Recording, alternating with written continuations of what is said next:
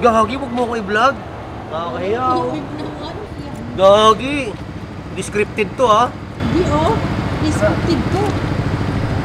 Ito yan. So, nandito nga kami ni Isa ngayon sa BK. Alam niyo, ibig sabihin ng BK, Burger King. Tuturuan niya daw ako kumain ng vegan burger. Ano ba ito kainin? Kagat ka naman? Hindi, wait lang. Ano? Ano? Paano kainin? Turuan kita. Pangit. Hindi mo ubo. Utak na. Ganyan. Unang kagat para sa ito.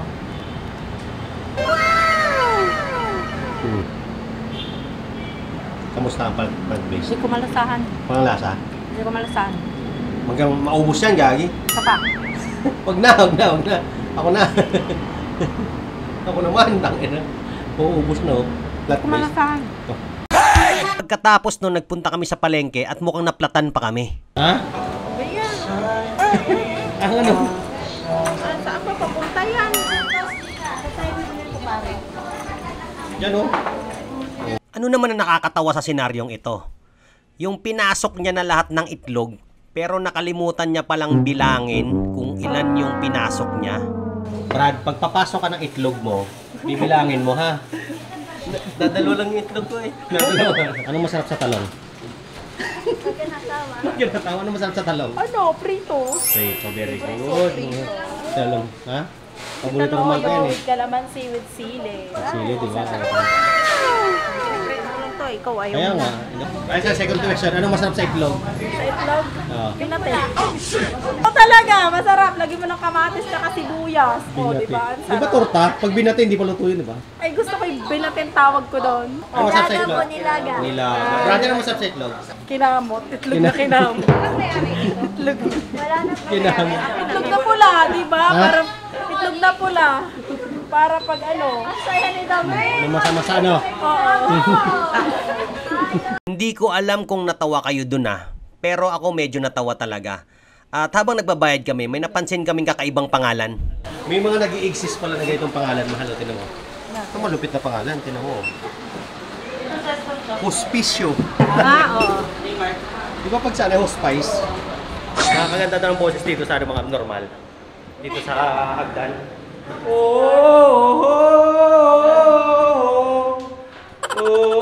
Caught in a bad romance. Diba? Ang ganda, no? Di mo na kaya mag-adjust ng echo. Pero yung boses ko, ito talaga tunay na boses ko, parang ipis. Ito yung issue namin. Hirap na hirap siya dito, paano lagay. Ganito kasi yan. Bakit? Anong nangyayari sa'yo? Ayusin mo nga. Sisikipan o ano? O luwagan? Sikipan, siyempre. Sisikipan. Kaya minsan na-realize ko kung bakit kami nagkakaroon ng diarrhea, eh. Kasi kung ano-ano pinagkakakain namin sa kalye. Pero hindi ko sinasabi na madumi yung preparation nila, ha. Nagkahalo-halo lang siguro mga pagkain kinain namin. Naalala ko yung nagsisimula tayo, no? Nagtinda din tayo ng ganyan, di ba? Ngayon, nagsisimula pa rin. Siguro simula. Di ba uso ngayon to mga abnormal? Pilitin natin si Isang na magsuot. Mahal, bili ka dyan, oh. Bili ka. Ha? Ewan ko. Bakit? Bakit? Hindi na uso. Ha? Hindi na uso. Cornino? Yan. Ganda, no? O, diba? Kunyari pa si Isang, pero gusto naman talaga niya yung headband na yon. At pagkatapos nun, namasyal ako sa iba't ibang barangay sa Malvar. At very accommodating at napakasaya nila dahil may bumibisita daw sa kanila para mag-entertain ng kaunti at mamasyal sa loob. Napakasipag nila na public servant. Tamo si SK, tsaka si Sec, ng San Pedro 1 at si Konsehal ng San Pio Quinto. At ito nangyari. Ako sa camera, ang ganda. Parang tangkad ko dyan sa camera. Salamat sa camera. May bago ako na-discover sa kakayahan ni Isang, eh. Kaya niya akong gayahin daw. Nalako ba? Ano? Nakita mo? Nalako? Yung ano? Isa ka yan? Oo. Nag-click, eh. Sure ka? Oo. Umitik? Hmm. Na ba? Paranoid na. Muna tayo. Ha? CR muna tayo.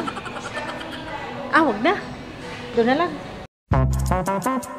Gusto kong kumain. Ha? Parang gusto kong kumain. Kumain ka na, eh. Hindi pa. Kanina pa yung umaga. Ha? Umaga? Ano lang kinain ko? O, di ba? Kung ang kuha niya yung mga linyahan ko, di ba? Pagkatapos nun ay nagbalik kami kila Inday para mamili na kung ano-ano. At ginulat ko si Inday. Tita, gusto ko yung posturing mo. Pwede ka sumigaw ng ano, tita? Darna. Hindi. Palayain si Laila de Lima. Palayain si Laila de Lima. Sir Chinky, paano ba yumaman? Di ba, hawig niya si Chinkitan, di ba? Ching positive. Iba din talaga pakiramdam pag napunta ka sa isang kainan na kung saan mayroong mga lutong bahay. Parang damang-dama mo talaga yung probinsya, katulad ng kinainan naming ito. Kaya magsha-shoutout daw siya. Sarap talaga ulam dito. Ha? Sarap ang ulam dito. Shout out sa ANJ, Bulaluhan. Sabaw pa lang ulam na. Palayain si Laila de Lima. Palayain si Laila de Lima. So mga abnormal, kung maalala nyo, meron akong parapol sa Facebook ko na paramihan ng share ng videos ko. Siyempre, paparami kaming follower, honestly. Yung talagang main goal nun. Ngayon, ang gusto kong i-video talaga, yung mga ganitong claim. Kasi ito yung mga, mga price list na pwedeng gamitin sa pag-aaral o pag-study o kung ano naman ito. So ngayon, may bibigay ako ito sa maraming mag-share na aking vlog. Ito. Mga worth lang naman ito is like 600 lang naman isa nito. Lenovo Think Plus na earbud na waterproof. Ayan siya. Ito bibigay ko lang to sa aking masugid na follower. Isang certified abnormal. O tara, let's go. Punta tayo. So nagpunta nga ako dito sa may Malvar. May isa kasi akong follower dito na certified abnormal na lagi nagsishare ng aking Facebook. Ito siya. Thank you very, very much.